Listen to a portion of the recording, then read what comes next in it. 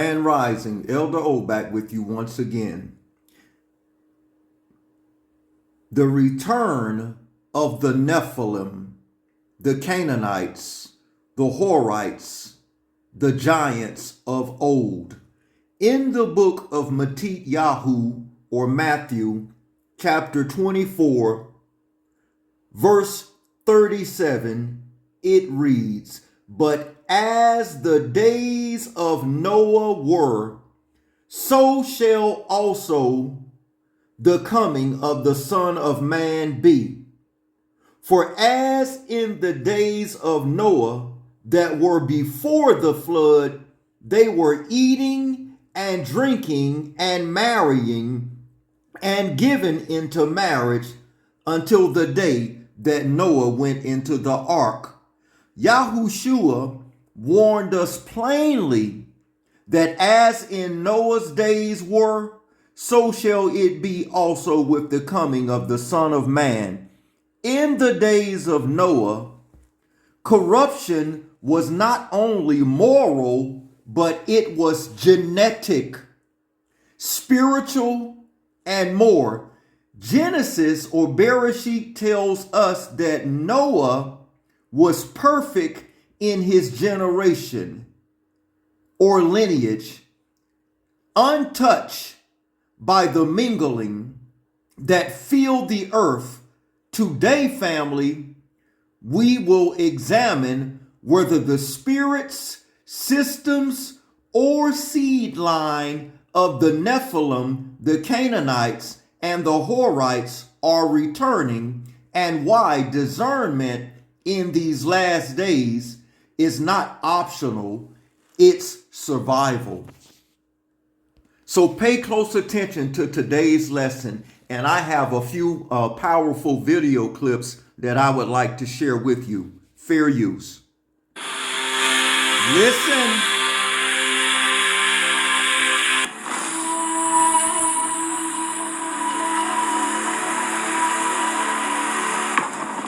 We have a powerful lesson today, family.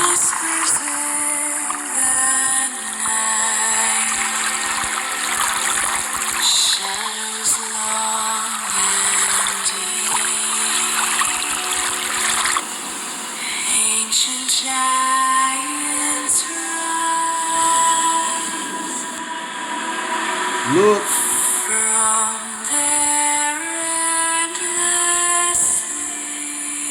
As it was in Noah's days. World of iron cross.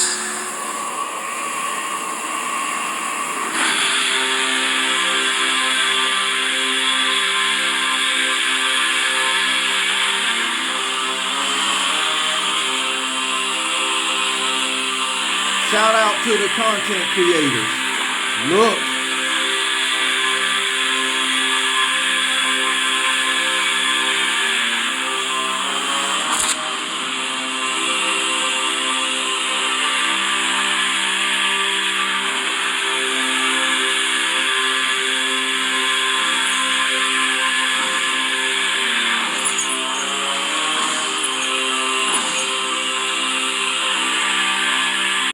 And in today's lesson, we are going to prove without a shadow of a doubt, we don't deal with fictition or fairy tale. We're going to allow the scriptures to speak for themselves to show you just how real this is and how it is going on in our very modern day times.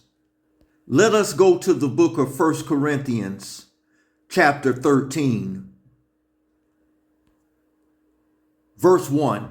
"If I could speak all the languages of the earth and of Malachim or angels, but did not love others, I would only be a noisy gong or a clanging cymbal. If I had the gift of prophecy and understood all of Yahuwah's secret plans and possessed all knowledge, and if I had faith that I could move mountains, but didn't love others, I would be nothing. If I gave everything I have to the poor. And even if I sacrifice my body, I could boast about it. But if I did not love others, I would have gained nothing. Love is patient and kind. Love is not jealous or boastful or proud or rude. It does not demand its own way. It is not irritable, and it keeps no record of wrong. It does not rejoice about injustice, but rejoices whether the truth wins out. Love never gives up, never loses faith. It's always hopeful and endures through every circumstance. What we are about to uncover in today's lesson may be shocking and revealing to the overwhelming majority of you. But I, Elder O, and everyone connected to this ministry, channel, or family, physical or spiritually, we ahab and love all people. Stay tuned to what we're about to uncover in today's lesson. Book of Bereshit or Genesis chapter 6 and verse 1. And it came to pass when men began to multiply on the face of the earth, and the daughters were born unto them. Verse 2. The sons of Elohim. We are going to allow scriptures to explain exactly who the sons of Elohim are. That the sons of Elohim saw the daughters of men, that they were fair, meaning beautiful, and took them wives of all which they chose. And Yahuwah said, my spirit shall not always strive with man, for that he also is flesh, yet his days shall be 120 years. There were giants. Verse 4, there were giants. That word giants is interchangeable with the word Nephilim, which means fallen ones. And in today's lesson, we are going to uncover and expose respectfully who and where the Nephilim are to this very day. There were giants or Nephilim in the earth in those days. You see that? And also after that, meaning the Nephilim or the giants, according to Genesis 6 and 4, made it through the flood. And we're going to prove this in today's lesson. And also after that, when the sons of Elohim came into the daughters of men, and they bare children to them, the same became mighty men, which were of old, men of renown. And this is where the Greco-Roman European pantheon get the terminology hero from. You see? Verse 5, and Elohim saw that the wickedness of men was great in the earth, and that every imagination of the thoughts of his heart was only evil continually. And it repented Yahuwah that he had made man on the earth, and it grieved him at his heart. And Yahuwah said, I will destroy man whom I have created from the face of the earth, both man and beast and creeping thing and the fowls of the air, for it repented me that I have made them. But Noah found grace or favor in the eyes of Yahuwah. Verse 9, these are the generations of Noah. Noah was a just and perfect man in his generations, meaning Noah and his sons had not mingled their gene pool with the rest of the people on planet Earth. And we're going to prove this. These are the generations of Noah. He was a just and perfect man in his generations. And Noah walked with Elohim. And Noah begot 3 sons, Shem, Ham, and Japheth.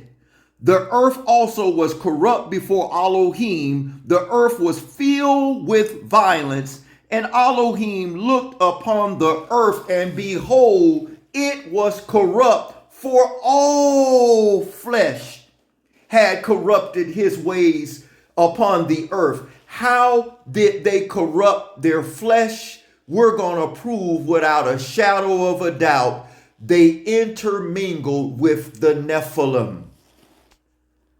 Who are the sons of Yah that was mentioned earlier in that passage of scripture? Let us go to the book of Jubilees, chapter 5, and it will tell you plainly who they are.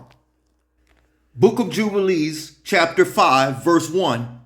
And it came to pass when the children of men began to multiply on the face of the earth, and daughters were born unto them, that angels, so-called Malachims, the angels of Yah saw them on a certain year of this Jubilee, that they were beautiful to look upon, and they took themselves wives whom they chose, and they bare unto them sons that were giants, or Nephilim.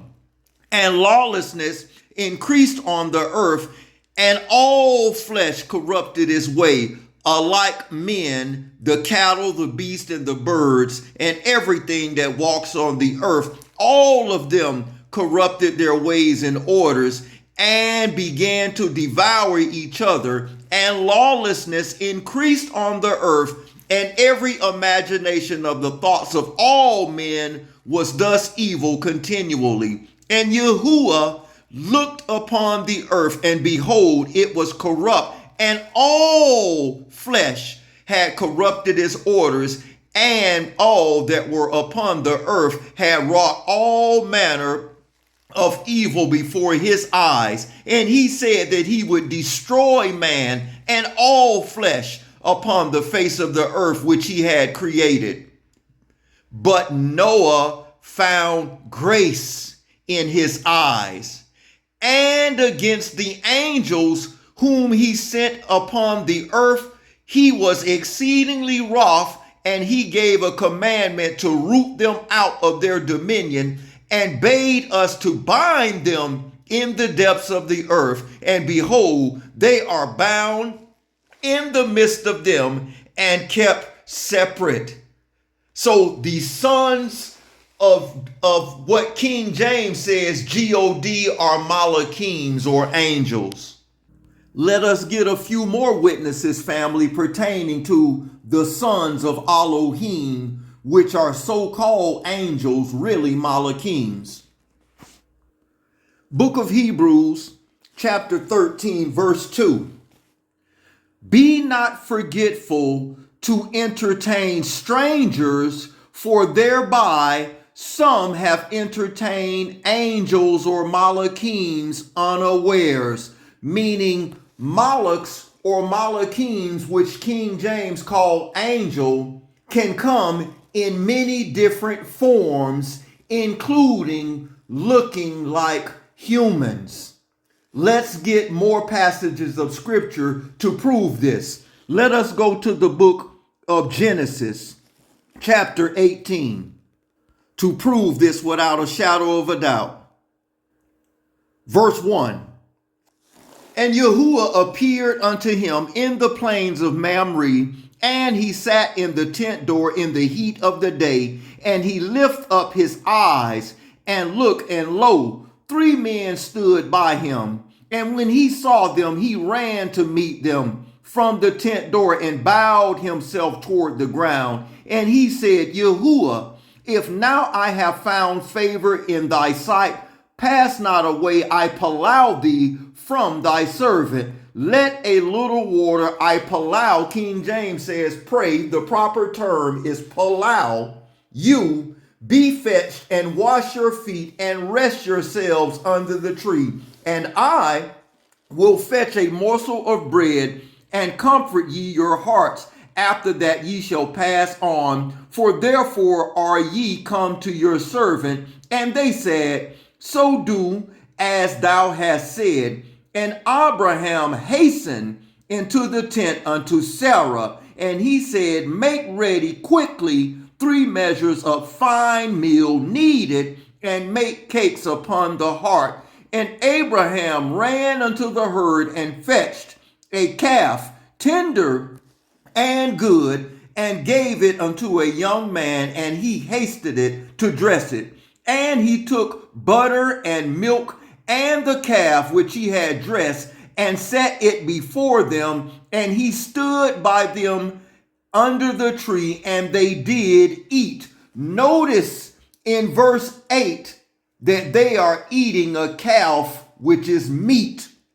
Verse 9, and they said unto him, where is Sarah thy wife? And he said, behold, she is in the tent. And he said, I will certainly return unto thee according to the time of life. And lo, Sarah thy wife shall have a son. And Sarah heard it in the tent door, which was behind him. Now Abraham and Sarah were old and were stricken in age, and ceased to be with Sarah after the manner of women. Then Sarah laughed within herself, saying, after I am waxed old, shall I have pleasure? Come on. My master being old also? And Yahuwah said unto Abraham, wherefore did Sarah laugh, saying, shall I surely bear a child, which I am old? Is anything too hard for Yahuwah? No. At the time appointed, I will return unto thee according to the time of thy life, and Sarah shall have a son. Then Sarah denied it, saying, I laughed not, for she was afraid. And he said, nay, or no, but thou didst laugh. And the men rose up from thence, and looked toward Sodom and Gomorrah with them to bring them on the way. Notice these men sat down and ate meat and butter, and they conversated and prophesied with Sarah and Abraham, saying that they were going to have children. Let's go to chapter 19 to prove without a shadow of a doubt who these men are.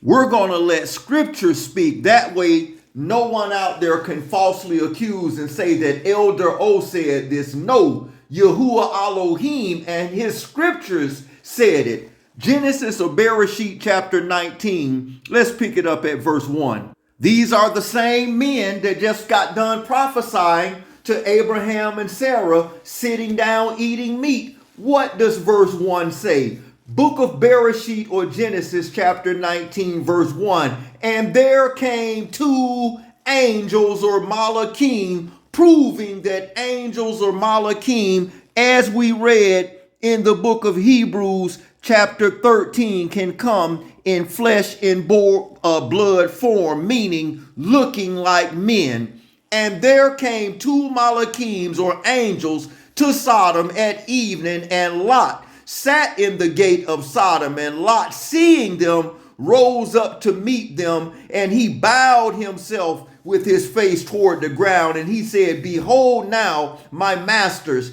turn in, I allow you into your servant's house, and tarry all night, and wash your feet, and ye shall rise up early and go on your way. And they said, nay, but we will abide in the streets all night. And he pressed upon them greatly, and they turned in unto him and entered into his house. And he did make a feast and did bake unleavened bread, and they did eat.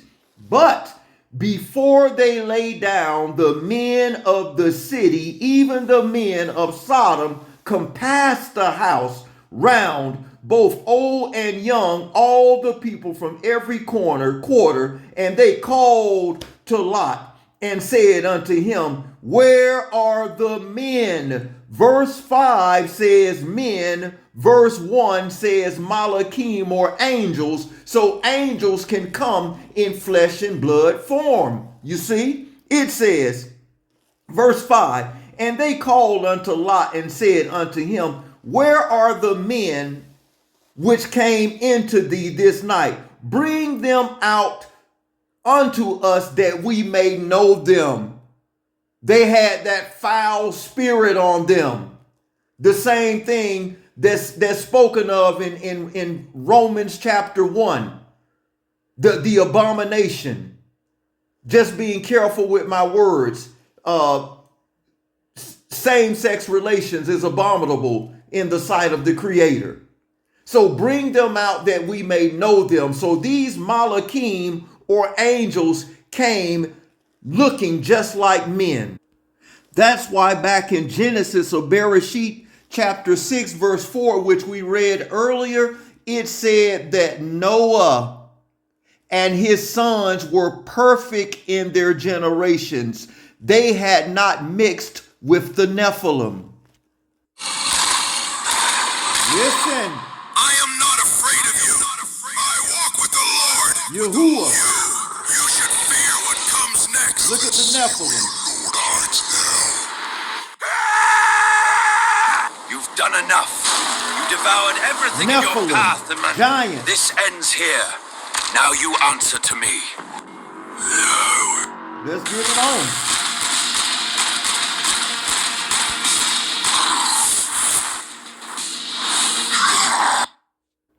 Oh, the Nephilim, the Horites, and the Canaanites are alive and well, and we're going to prove it without a shadow of a doubt in today's lesson. Back to Bereshit or Genesis chapter 6 and 4. These were the giants or Nephilim in the earth in those days and also after that, when the sons of Elohim, which we just proved, angels or Malachim can come looking just like men, came into the daughters of men, and they bear children unto them. The same became mighty men, which were of old, men of renown. Book of Jude, chapter 1, verse 6. And the Malachims or angels, which kept not their first estate, but left their own habitation, he have reserved into everlasting chains under darkness unto judgment of the great day, as we've already read in the book of Jubilees, chapter 5. Even as Sodom and Gomorrah and the cities about them in like manner, giving themselves over to fornication and going after strange flesh, are set forth an example, suffering the vengeance of eternal fire.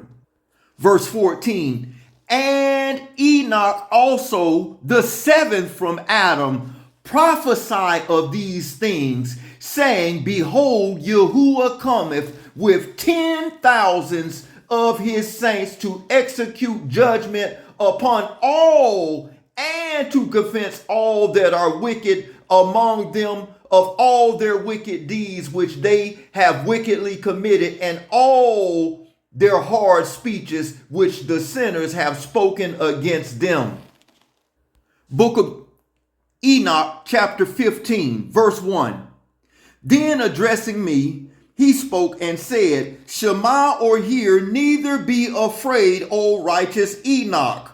Thou scribe of righteousness, approach hither, and Shema or hear my voice. Go and say to the watchers of heaven, who have sent thee to plow for them, you ought to plow for men, and not men for you. Wherefore have you forsaken the lofty and Quadosh Shamaim or heaven, which endures forever, and have lain with women, have defiled yourselves with the daughters of men, have taken yourselves wives, have acted like the sons of men on the earth, and have begotten an impious offspring. You being spiritual, Quadosh, or so-called holy, and possessing a life which is eternal, have polluted yourselves with women, have begotten in carnal blood, have lusted in the blood of men, and have done as those who are flesh and blood do.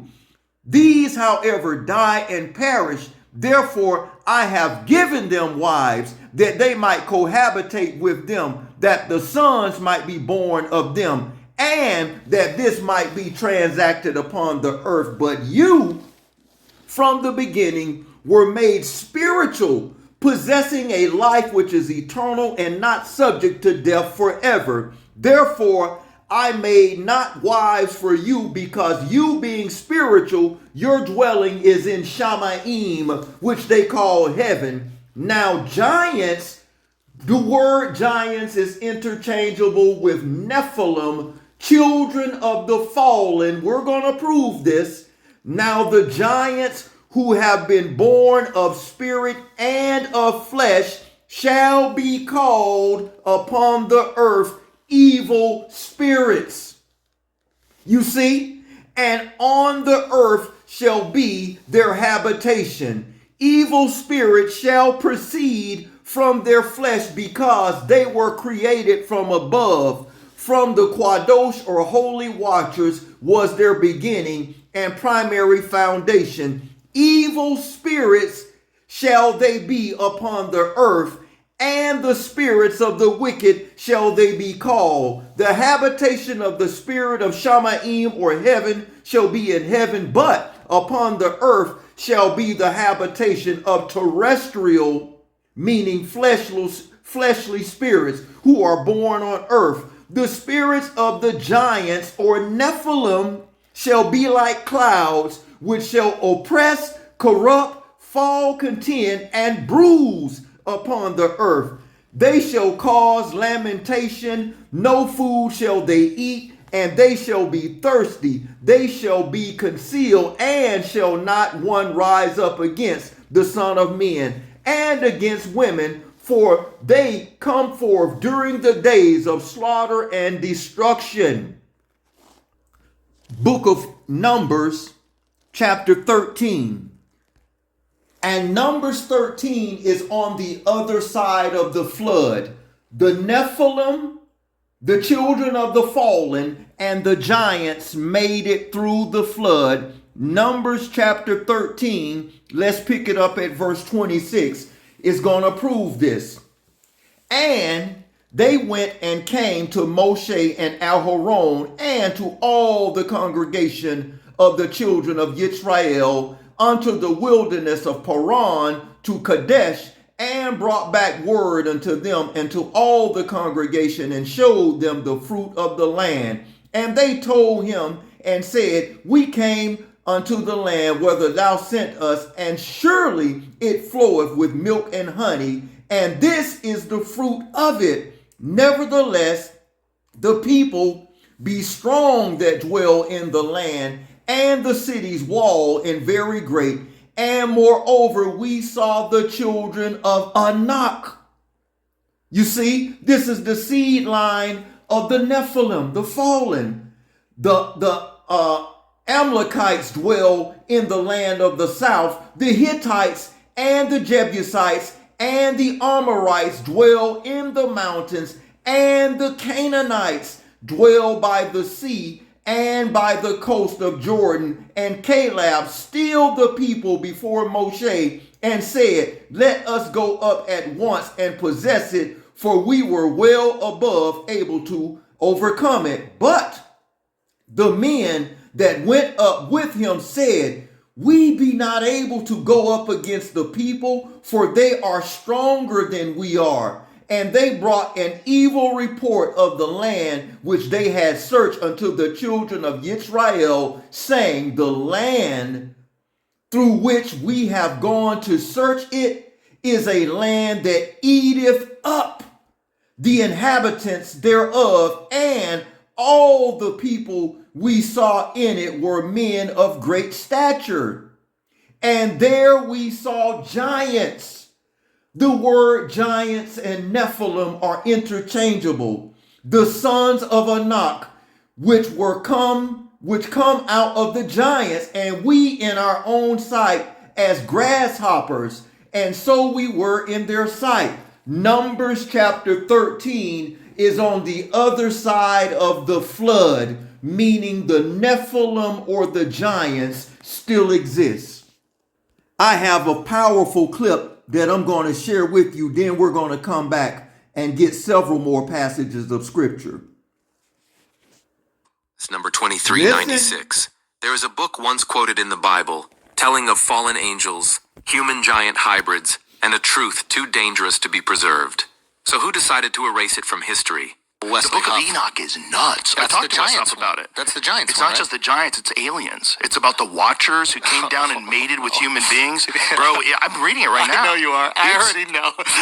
Bananas. She told me to read it. And she's like, you have to read this. It's nuts. And what did Westhoff say? Did he say this is illegitimate? Yeah, it's 100% a legitimate text.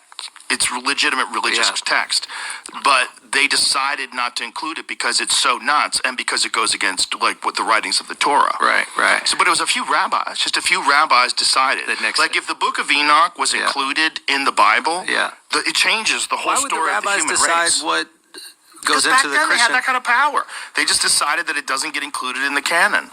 This is a long time ago. But yeah, I mean, this is around. Well, who decided to canonize Bible, right? This is Constantine time, right? Well, that's for the New Testament, right? And so with the Old Testament, you've got Westhoff would be the guy to ask. Wait a minute. Maybe what's confusing is that it was an oral tradition for hundreds, if not 1,000 years before it was ever written down, right? Well, I think that it depends on what book you're talking about, right? So, but I mean, the Old Testament, if you go back to the oldest works of the Bible, weren't most of those stories handed down generation after generation and then eventually written down? Written into text. Well, some of them are written by prophets, but I mean, Enoch is apparently supposed to predate even the time of Genesis. And the prettiest one is Ezekiel. I'm telling you, Enoch is even crazier than Ezekiel. Oh, I've read. I just don't. Did you find anything about whether or not Enoch is controversial? You can look up the 4th century. It was discluded as, I guess, since the 5th century. It wasn't in canon. 5th century. And why did it get discluded? It says the Jewish scribes or the priests didn't believe, the rabbis didn't believe it was canon. So it's considered, it's regarded as scripture. But what's interesting is that even if that's the case, though, you have the Ethiopian Orthodox Church that actually, there's Ethiopian Jews, and that's considered the most pure form of the Bible. So you actually have a division of the Ethiopian Jewish class that actually recognized Enoch. How weird is it that some rabbis 500 years ago made a call? But that's what I'm saying is you can't though discredit it because that's kind of weird. But you can't discredit it because, again, when you have people removing books, I think, look, and I'm not telling people what to believe. I'm just saying you should take a look at it. And so it's interesting because then you have, the evolution.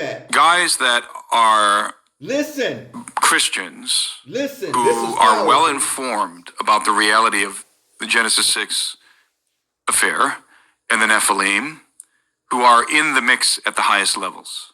So here we go. I had the opportunity to interview him. Nephilim, the Kadar giant. He told us that in 2005, he flew a mission into Bagram Airfield. Now, this was not uncommon. He was flying routinely into Bagram Airfield to pick up what he described as high-value assets, which were usually high-level Taliban guys. And so many of the missions he flew were classified. He thought this was a routine mission. In 2005, on this particular occasion, he lands on the tarmac. Pay attention. And he realized this was not a routine mission because he was met on the tarmac by who he believes were Air Force intelligence or Army intelligence. He didn't know, but he referred to them as the babysitters. And he gets off the plane with his loadmaster, and these intelligence officers told him, highly classified, this never happened. And they escort him, which he had never been met on the tarmac by anyone before like that. They escort him over to the hangar where the cargo that he's got to load is sitting. And as he's getting close to this cargo, the first thing he's struck with is this pungent odor. He said it was very, very strong. It was this musky odor. It was a combination of BO and death. And it was very powerful. And he realized there's something dead under a tarp on this crate, on this pallet. And as he's getting up close to this thing, he realizes that it's a person And this is a air cargo pallet. So it's 9 feet long. Yeah. And the guy that's on this pallet, he's covered by a tarp. He's in the fetal position, but his hands and his feet and his head are hanging off the pallet. This is a 9-foot long pallet. So he immediately recognizes that this is a gigantic person. Listen. He's got to be 10 to 12 feet tall, more like 12 feet tall. And he walks up to the cargo, and there's a group of, he thinks they were Marines standing around, kind of guarding it, and the babysitters, the intelligence guys. And he said that this giant was, again, so large that he was in the fetal position, but part of his body's hanging out. Say it. Most of his body's covered by a tarp, but you could see the head. So he saw the hair, which was red. Red. The hair was red. He saw the hands and the feet, which had 6 fingers and 6 toes. And the feet were wrapped in a crude, like, canvas. That's how it describes footwear. the giants in the scriptures. And the skin of the giant was white. White. Like, almost like Pale white. Caucasian. But he thinks white. that might be because it was dead, had been dead for a couple days, and he said he would pound this thing with his fist, under the tarp, and he said it was a brick. It was solid. Wow. You could tell it was just muscular. Wow. He said, now, rigor mortis, it was dead, but he said you could just tell, just even by the parts of the body that were sticking out under the tarp, this dude was jacked. This dude was jacked. And the guys standing around the body told him that they had heard that a team of guys, probably special forces at this point, 2005, I don't think we had yet committed a lot of troops to Afghanistan at this point. Maybe I'm wrong. I can't remember. I think this was early on. Could be wrong about that. But he said there was a team of guys that went on a reconnaissance mission. This is what the soldiers told them. This gentleman and guarding the body. Stephen Quayle worked together. And Stephen they were Quayle, out in Afghanistan, the Kandahar region. expert on Nephilim and giants. They came upon a cave. And there was a village in proximity to the cave. And the villagers were depositing various items at the mouth of this cave, food items and other things. And so they assumed that these villagers were aiding and abetting the Taliban. Okay. Who were hiding in the cave. Okay. And so they went into the cave, this team of guys. And instead of finding the Taliban, they were confronted with this very large, hostile giant. Wow. Who killed them all. And so another team was dispatched to go and find this missing team. And they followed the tracks and went to where the last transmissions were from this team.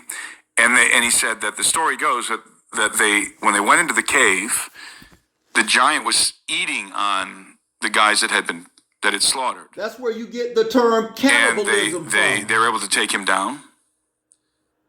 Now, there's another story told by my colleague L.A. Marsuli where he had a whistleblower come to him about this incident, which we're not sure if it's the same incident or a different incident, where the giant speared one of these guys from the second team. Wow. Might be a separate story, but not 100% sure.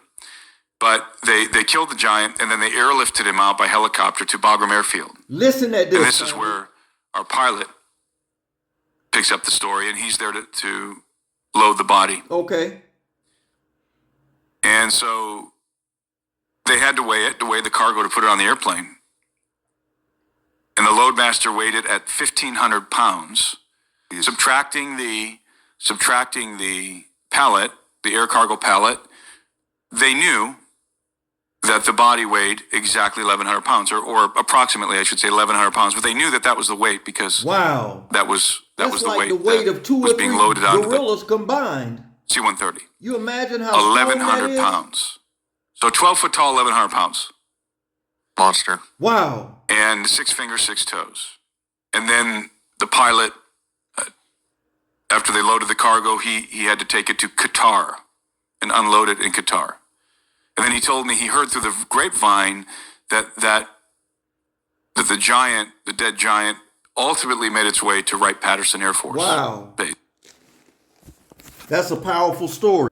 Could you imagine that, family? I just Googled this. Silverback gorillas typically weigh between 300 to 500 pounds. So that giant, 12 feet tall, 1,100 pounds, weigh as much as 2 or 3 gorillas. And they saying that a gorilla can deadlift 4,000 pounds, roughly 4 to 10 times stronger than an adult human with a bite force of 1,300 psi. Do you realize how so if this person, this Nephilim, is 2 or 3 times heavier and taller than a gorilla, could you only imagine the strength of a being that size? Oh, there's more, so much more. Let's go to the book of Deuteronomy chapter 3. And let us look at Deuteronomy 3 and verse 11. For only Og, king of Bashan, remained of the remnant of giants. This is on the other side of the flood, meaning in our times. For only Og, king of Bashan, remained of the giants. Behold, his bedstead was a bedstead of iron. Is this not in Rabbath of the children of Ammon? 9 cubits was the length thereof, and 4 cubits the breadth of it, after the cubic of a man. So these giants and Nephilim made it through the flood, and they still exist and walk among us to this very day. Many of you may be saying, well, Elder, I've never seen a giant. Maybe so. Many of us haven't. But you see the Nephilim. Respectfully, let's prove who the Nephilim are and how they made it through the flood with love and respect to all of humanity. And to prove this, we're going to go to the companion Bible that was written by a biblical scholar, a highly intelligent theologian and scholar that wrote appendixes in a King James Version companion Bible, which is available online. And let's pull this up, and we're going to prove without a shadow of a doubt who the Nephilim or the giant are, and to prove that they still walk and live among us respectfully until this very day. So you can pull this up online yourself. See at the very top there, Mr. E.W. Bullinger's initials, and it's the King James Version. And I'm just showing you here, this is online on the internet for free. And what we're going to look at, family, is the appendixes dealing with the Nephilim and the giants. And one of the first appendixes that we're going to look at is Appendix 23. Let's expand this. You can pull this up yourself and read along with me. Let's see if I could turn it the other way to make it larger. Appendix 23. It is only by divine specific act of creation that any created being can be called son of God. For that which is born of flesh is flesh. Yahuwah, not God, is spirit. And that which is born of spirit is spirit. Yehukanan chapter 3:6. Hence, Adam is called son of Yah or God in Luke chapter 3 verse 38. Those in Messiah having the new nature which is by direct creation of Yahuwah, 2 Corinthians 5:17, Ephesians 2:10, can be and are called sons of Yah or God. John 1:13, Romans chapter 8, verse 14, verse 15, 1 Yehukanan chapter 3, verse 1. This is why angels in Hebrew is Malachim, plural, or Malach, meaning one. This is why angels or Malachim are called sons of Yahuwah, not God, in every other place where the expression is used in the Old Testament. Book of Job, chapter 1, verse 6, Job chapter 2, verse 1, Job chapter 38, verse 7, Telahim or Psalms 29 and 1, Psalms 89 and 6, Book of Daniel chapter 3.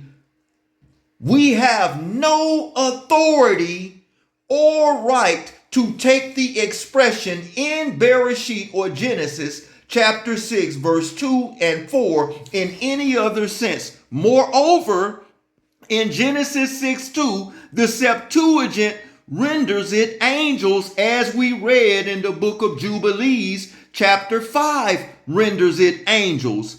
The angels or Malachim are called spirits in Psalms 104 verse 4, Hebrews chapter 1 verse 7 and verse 14. For spirits are created by Yahuwah. That there was a fall of these Malachim or angels is certain from Jude chapter 1 verse 6, which we've already read. The nature of their fall is clearly stated in the same verse. They left their own Orterion. This word occurs only in 2 Corinthians 5:2 and Jude chapter 1 verse 6, where it is used of a spiritual or resurrection body.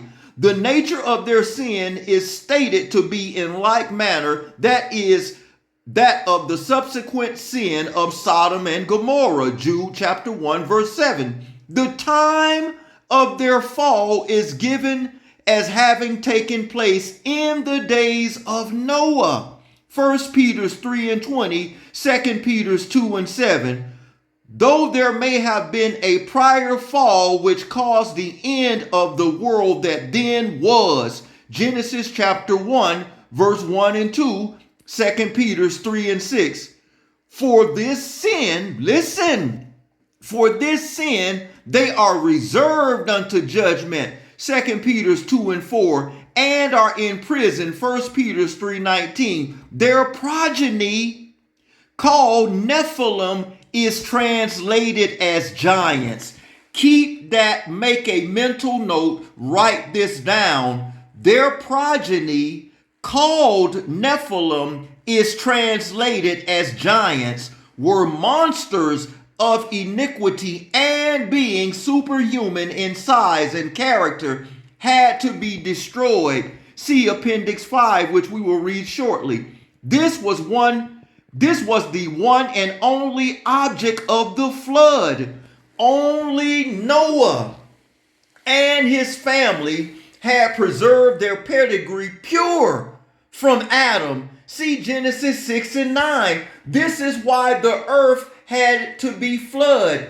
As it was in the days of Noah, so shall it be with the coming of the Son of Man. What were they doing in Noah's days? All of the earth had intermingled with the Nephilim, the bloodline of the fallen. So look at what it says. All of the rest had become corrupt, destroyed as Adamites. The only remedy was to destroy it de facto, as it had become destroyed.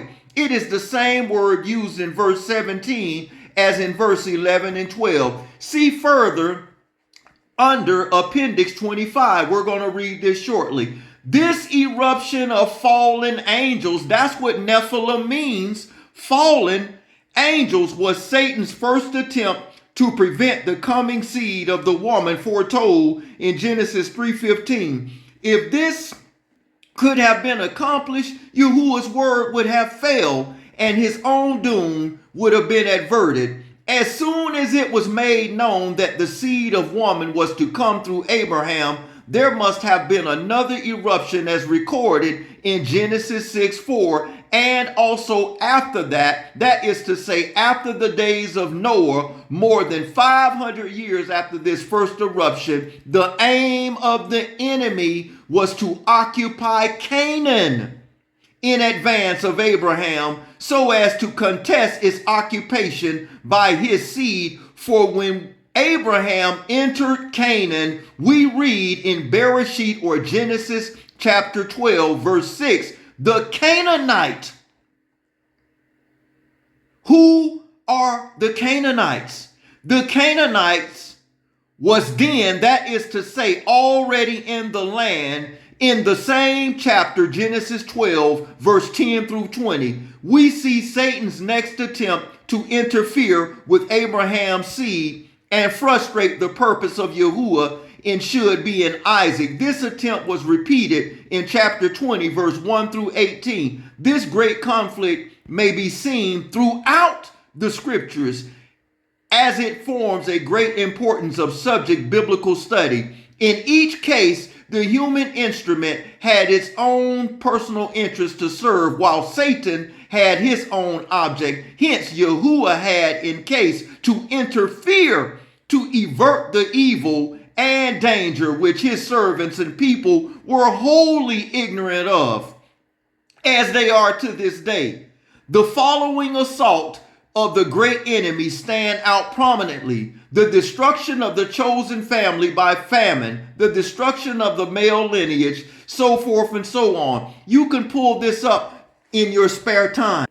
Now let us go and read Appendix 25. Then we're going back to the scriptures and we're going to use a geneticist to prove this without a shadow of a doubt, a modern day geneticist.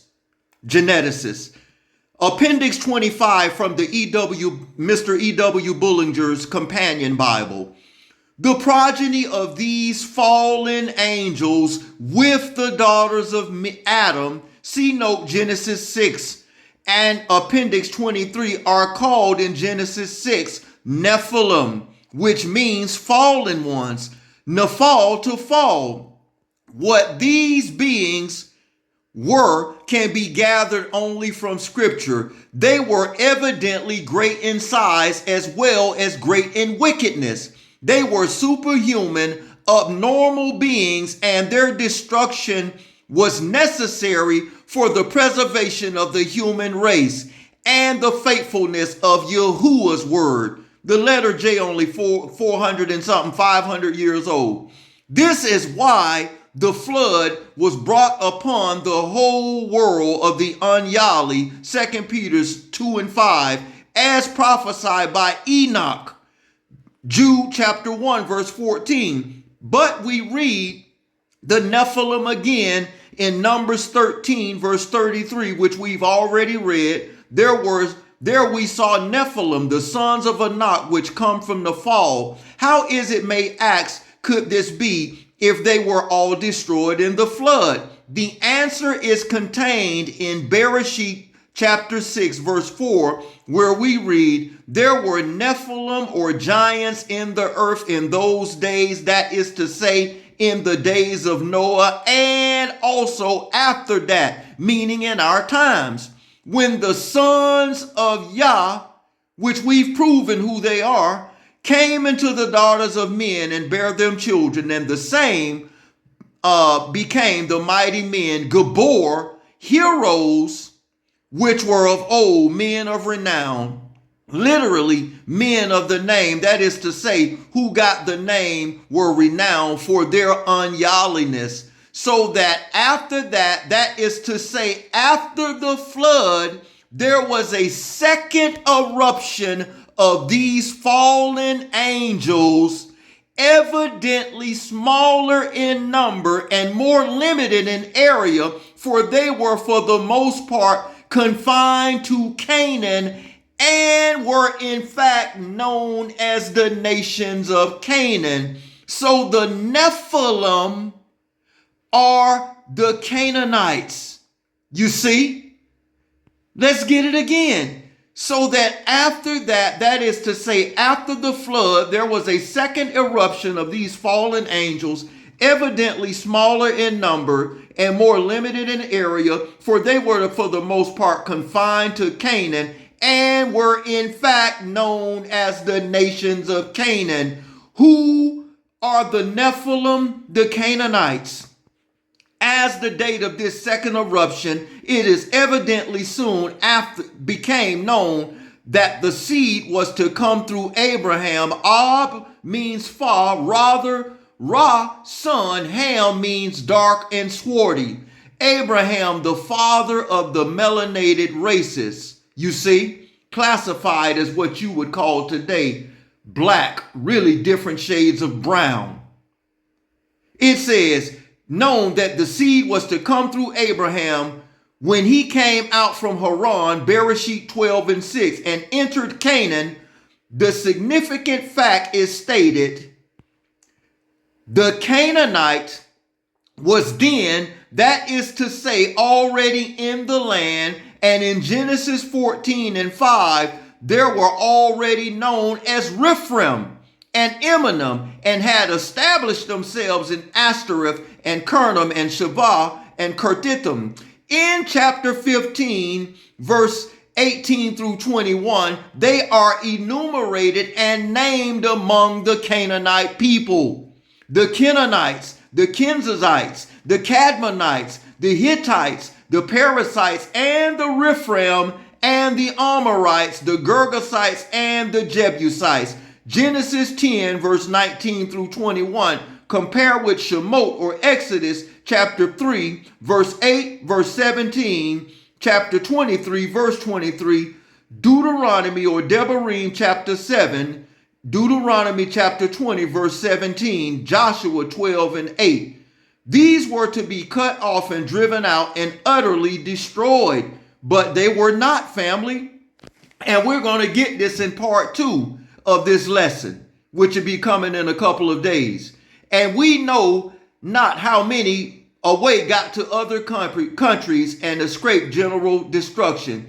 If this were recognized, it would go far to solve many problems that connect with anthropology. This is why they always, like the Smithsonian and many things, when they find bones of giants and all of this and that, they muddy up the water and they hide this stuff, because the truth of the matter is, family, they've been trying to hide in plain sight, respectfully, who they are and whose they are. You see? And this is not a salvation topic. All race, colors, and creeds can be saved. Way back in Genesis chapter 4, the Yahuwah Elohim told Cain, if thou doest well, will thou not be accepted? Look at what it says. As their other names were called, Anakim, from one Anak which came of the Nephilim. Numbers 13, verse 22 and 33, which we've already read. And Riphaim from Rapha, another notable one among them, from Deuteronomy 2:10. So look, they are still here to this very day. This is what the book of Jeremiah is talking about. The children of iron have mingled themselves with the children of the clay. Let's allow the geneticist, Dr. Spencer Wells, to briefly explain this. They made it through the flood. Listen. Great things for history. George Washington, Thomas Jefferson, William Howard Taft, and President Barack Obama. One young girl traced them all back to one common ancestor. They're all cousins and all grandsons of John Lackland. President Thomas. Listen. Research on Jefferson's why has already given us one huge surprise. It had long been suspected that Jefferson fathered children by his slave, Sally Hemings. A 1998 study used the Y chromosome to prove that it was almost certainly true. It showed that this white man apparently had black descendants. The children of the iron mixing with the children of the clay. Something about Jefferson that no one suspected. A discovery not about his descendants, but about his ancestors. And it could take us a big step toward Adam. Wells noticed that Jefferson's Y chromosome mutations don't look European. So where did Jefferson's ancestors come from? To find out the truth, Wells needs another DNA sample. The trail leads to rural Virginia. One of the closest living relatives founding father lives in Freeze, Virginia. Now, do you have any sense of your own ancestry and who you're descended from? Thomas Jefferson. You hear that? Dean Jefferson shares the founding father's last name. Here we go. He also inherited his Y chromosome. It's not going to hurt, and you rub it on the inside of your cheek. Really scrape away, up and down. Everything about Jefferson points to him being European. Genealogists have traced his ancestry back to medieval France and Britain. But the test reveals something you might never have imagined. Jefferson's Y chromosome links him not to Europe, but to the Middle East, what is now Lebanon and Syria. This is the ancestor who lived in a land that no longer exists, called Phoenicia. The Bible calls it Canaan. Who lived in a land that no longer exists, called Phoenicia. The Bible calls it Canaan. Look at this. They were not annihilated. They still exist. They still exist, family, respectfully. Look up that. They are known as the nations of Canaan. The Canaanites are amongst us, respectfully. So family, I did respectfully an internet search, and once again, this is not tied to salvation. Anyone that repents and is immersed and takes hold of the law, statutes, and commandments of Yahuwah Elohim can be saved. Please look this article up. Discovery Magazine. This was printed in May 2011, and this article and clip of magazine is on the internet for free.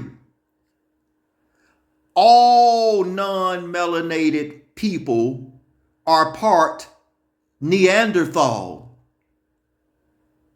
Nephilim. Look at this. Scientists find a DNA change that accounts for white skin. Scientists said yesterday they have found and discovered a genetic mutation that largely explains the first appearance of white skin, as that Kandahar giant and all giants are Nephilim, that largely explains the first appearance of white skin in humans tens of thousands of years ago. A finding that helped gives solves one of biology's most enduring mysteries and illuminate one of humanity's greatest strifes. The work suggests that the skin whitening mutation occurred by chance in a single individual after the first human exodus from Africa, when all people were brown, so-called black skin. When all people were black or brown skinned, that person's offspring apparently thrived as humans moved northward into what now is known as Europe, the Caucasus Mountains, Caucasian. You see?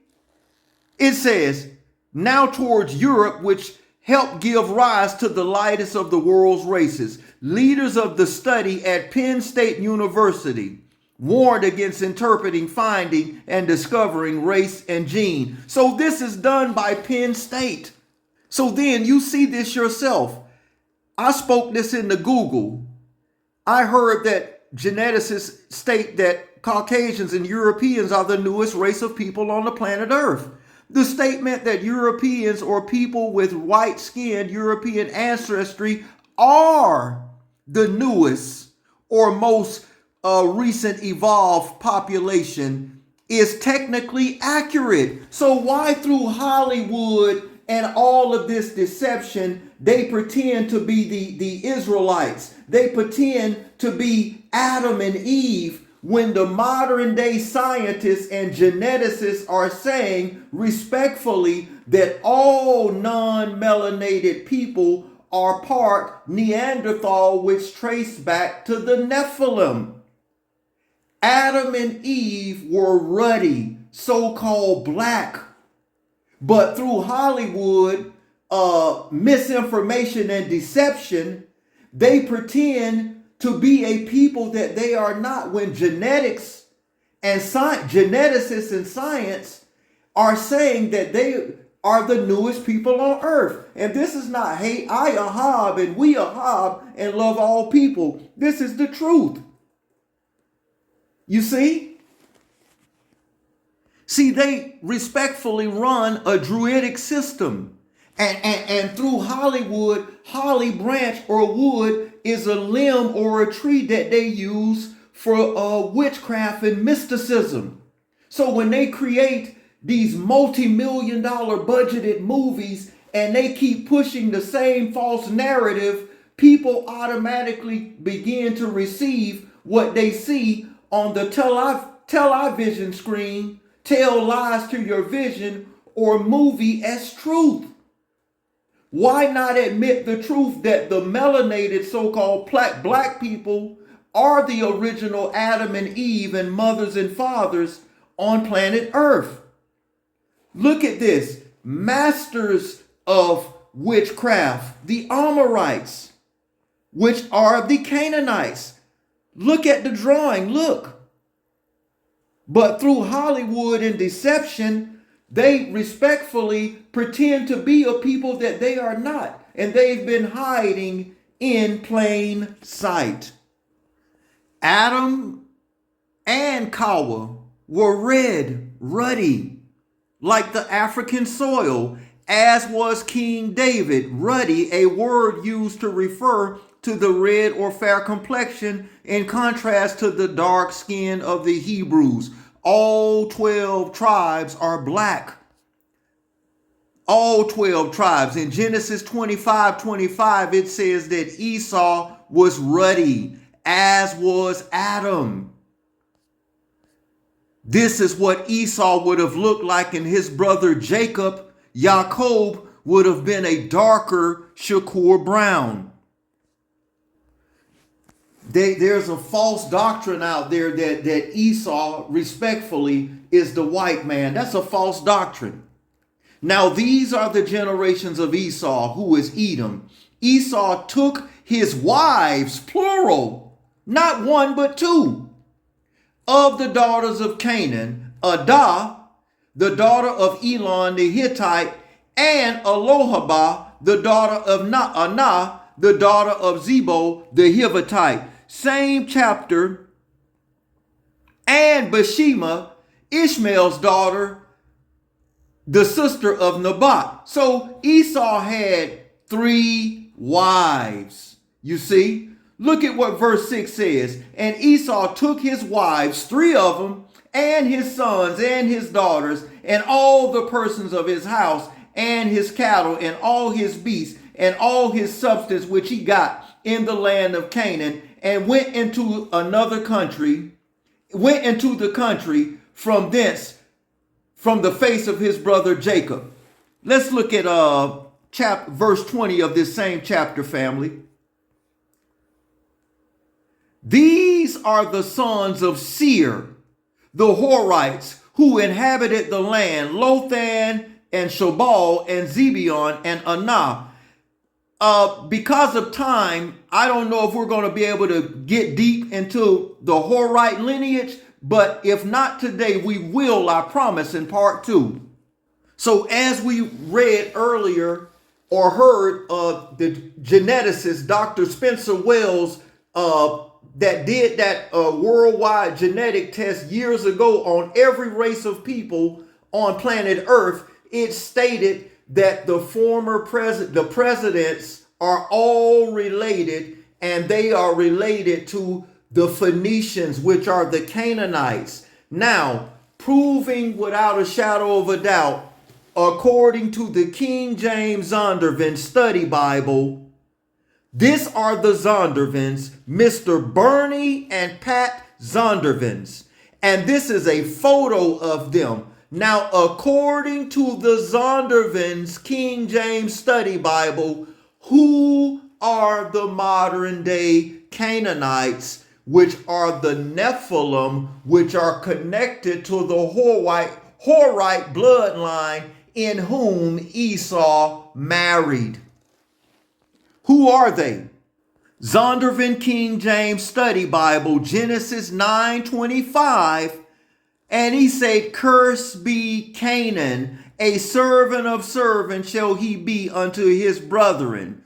According to the Zondervans, Mr. Pat and Bernie Zondervans, which I just showed you their picture, the footnote for Genesis 9:25, Noah's prophecy cannot be used to justify the enslavement of blacks, since those cursed here were Canaanites who are Caucasian, who are the Nephilim.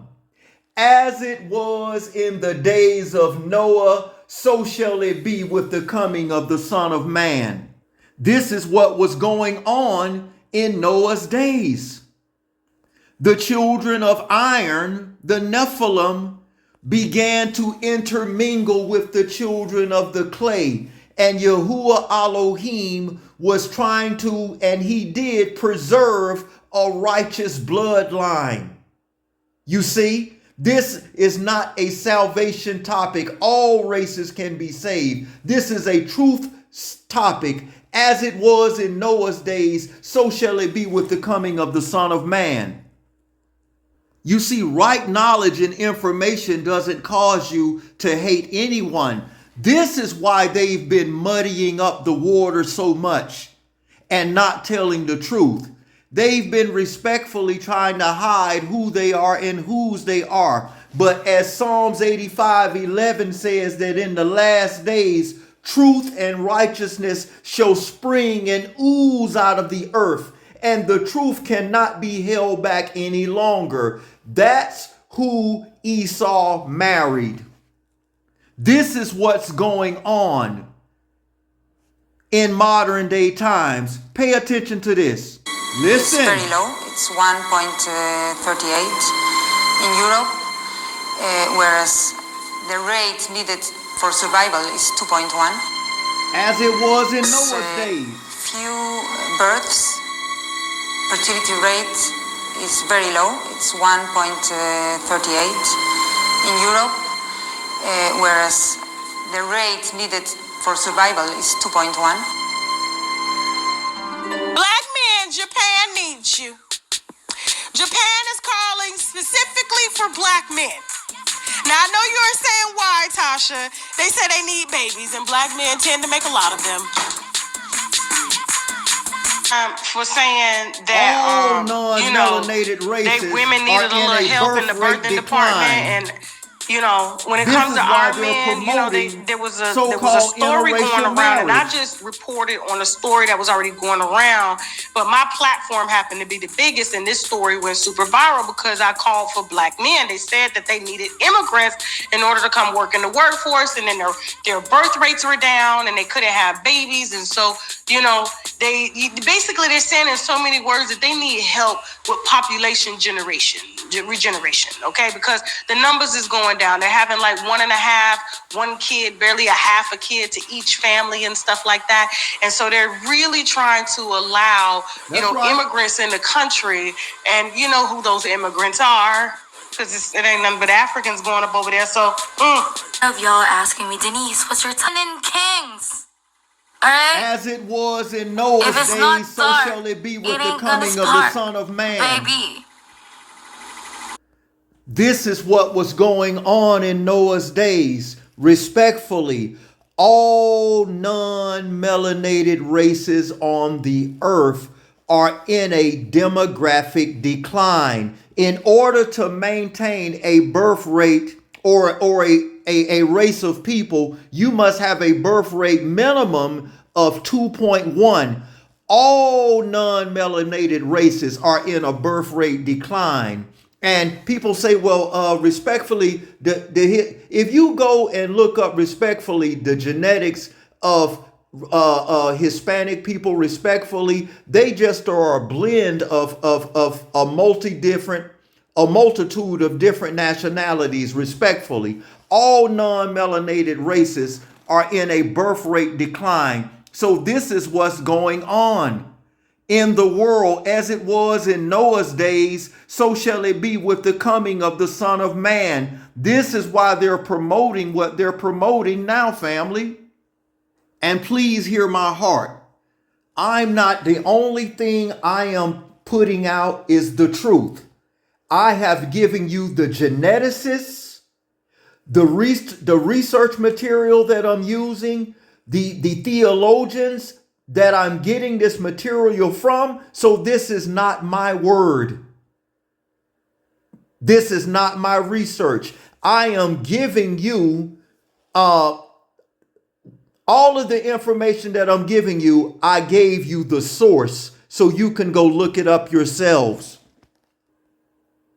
This ministry or I do not preach or teach hate whatsoever. We ahab, love, and respect all of humanity. But in these last days, the truth must come out and support the work, family. Much ahab. So you see what was going on in Noah's days. The children of the iron, the non-melanated people, started procreating with the children of the clay. Book of Deuteronomy chapter 7:1. When Yahuwah thy Elohim shall bring thee into the land whither thou goest to possess it, and cast out many nations before thee, the Hittites, the Girgashites, the Amorites, the Canaanites, the Perizzites, and the Hibbitites, and the Jebusites, 7 nations greater and mightier than thou. And when Yahuwah thy Elohim shall deliver them before thee, thou shalt smite them and utterly destroy them. But they did not, and now they become the most powerful nations on the earth, the children of iron, through government, military, and might. So now it has to be put in the Creator's hands. The weapons of our warfare are not carnal. This is not our battle, but it belongs to Yahuwah.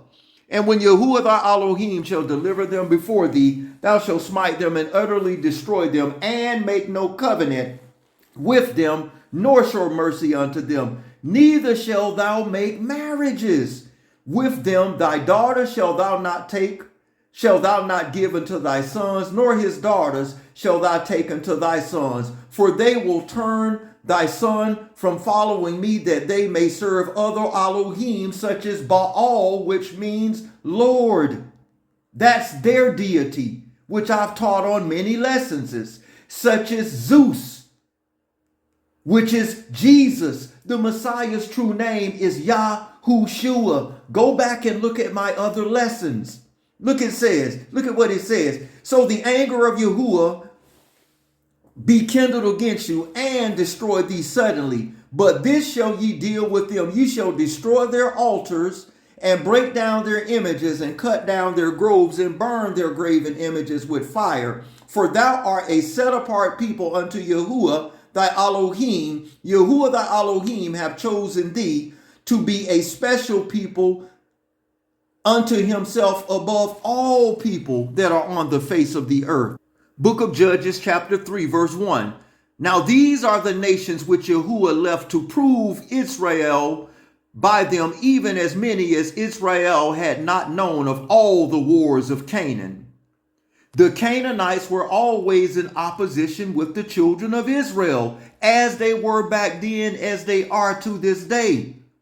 Only that the generations of the children of Israel might know to teach them war, at least such as before knew nothing thereof, namely the 5 rulers of the Philistines, and all the Canaanites, and the Zidonians, and the Hivites that dwell in Mount Lebanon, from Mount Baal Hermon even unto the entering of Hamath.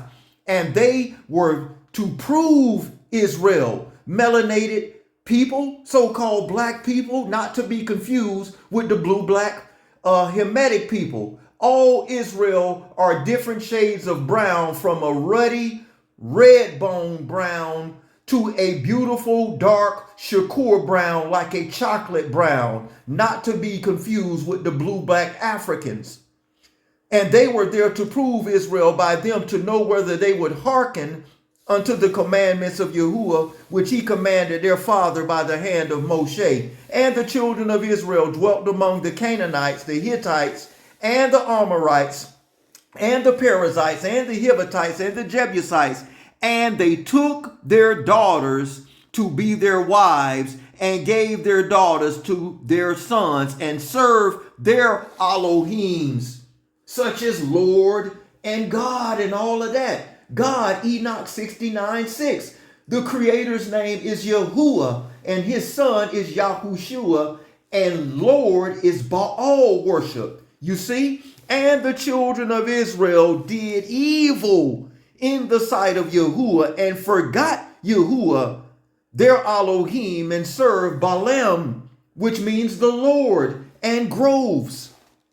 Book of Numbers, chapter 24, verse 18. And Edom shall be a possession, Seir also be a possession for his enemies, and Israel shall do valiantly.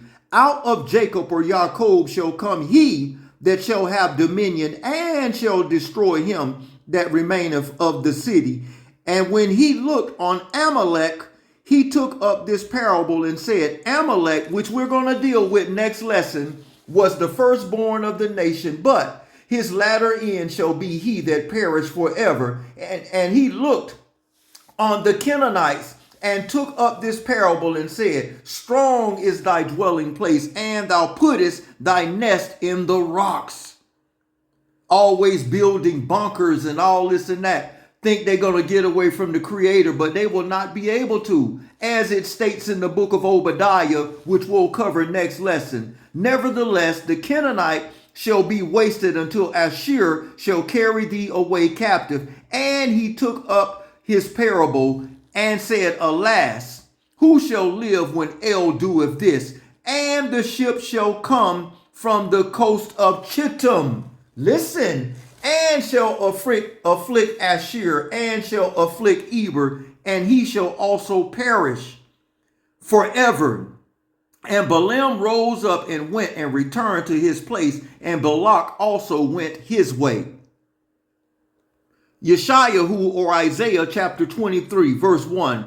The burden of Tyre. Tyre is the son of Canaan. Howl, ye ships of Tarshish, for it is laid waste, so that there is no house nor entering in. From the land of Chittim it is revealed to them. Be still, ye inhabitants of the isles, to whom the merchants of Zidon. Zidon is a Canaanite. He's Canaan's son. Genesis 10, verse 15 through 19. That pass over the sea have replenished, and by great ward is the seed of Shihor. The harvest of the river is her revenue, and she is made a mart of nations. Be thou ashamed, O Zidon, which is a Canaanite, for the sea have spoken. The Canaanites and the Phoenicians and the Zidonians are all one and the same people. They were a seafaring people. Have spoken, even the strength of the sea, saying, I travail not, nor bring forth thy children, neither do I nourish up young men, nor bring up virgins. As at the report concerning Egypt, so shall they sorely be pained at the report of Tyre. Pass ye over the ships of Tarshish, Spain, the Spaniards. Howl ye, the inhabitants of the isles. Is this your joyous city, whose antiquity is of ancient of days? Her own feet shall carry her afar off to sojourn. Who have taken this counsel against Tyre, the crowning city, whose merchants are princes, whose traffickers are honorable of the earth?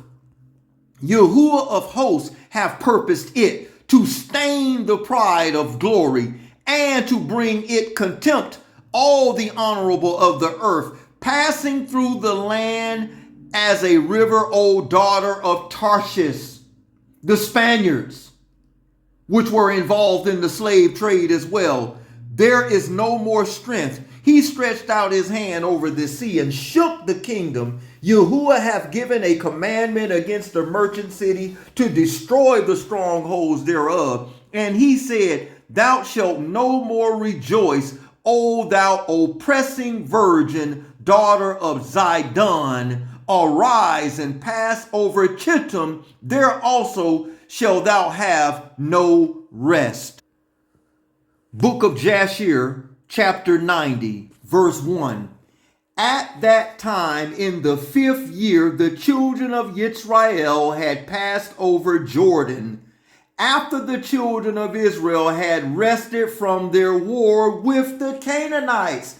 As they were doing back then, so they are doing now. But the only thing is, the overwhelming majority of the children of Israel, the children of clay, don't even know they the children of the book.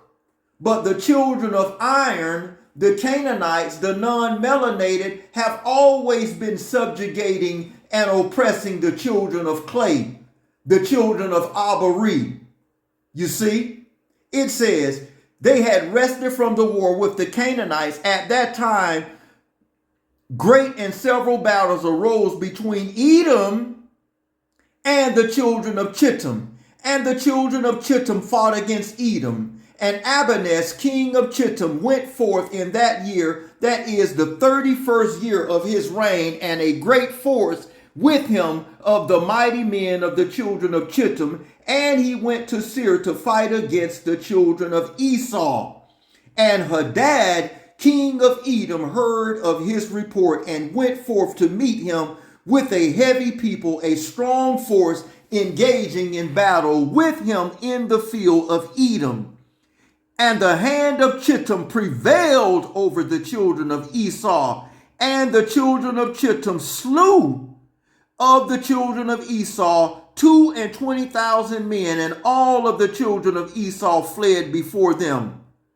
And the children of Chittim pursued them, and they reached Hadad, king of Edom, who was running before them, and they caught him alive and brought him to Abinas, king of Chittim. And Abinas ordered him to be slain, and Hadad, king of Edom, died in the 48th year of his reign. And the children of Chittim continued their pursuit of Edom, and they smote them with a great slaughter, and Edom became subject to the children of Chittim. And the children of Chittim ruled over Edom, and Edom became under the hand of the children of Chittim, and became one kingdom from that day. So the children of Chittim overpowered the Edomites. And remember, in Genesis 36, verse 2 and 3, Esau's first 2 wives, which he was a ruddy melanated black man, he married Canaanite women who are Caucasian. Then he was overpowered by Chittim. You see, it says they become one kingdom from that day, and from that time they could no more lift up their heads, and their kingdom became one with the children of Chittim. And then we're going to get more into this in part 2. So stay tuned, family. Listen, family, because of time, I'm going to close out for today. The days of Noah did not end because of ignorance. They ended because the world refused to repent. Yahuwah did not preserve Noah because he was popular, but because he was pure and obedient. So let's be found clean in doctrine, undefiled in covenant, and awakened in scripture.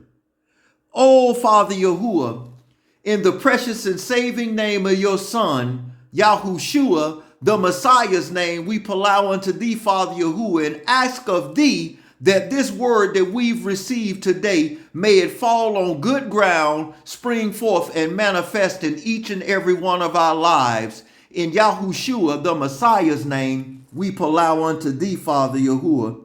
So shall it be. Amen. Family, part 2 is coming. Stay tuned. Much ahab to all of humanity. Elder O signing off. Shalom.